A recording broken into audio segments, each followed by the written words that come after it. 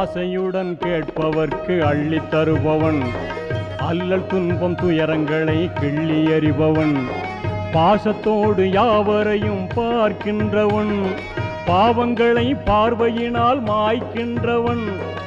அல்லல் படும் மாந்தர்களே அயராதீர்கள், அல்லாவின் பேரருளை நம்பி நில்லுங்கள். அவனிடத்தில் குறை அனைத்தும் சொல்லி காட்டுங்கள். அன்பு நோக்கு தருகவென்று அழுது கேளுங்கள். இறைவனிடம் கையேந்துங்கள், அவன் இல்லை என்று சொல்லுவதில்லை.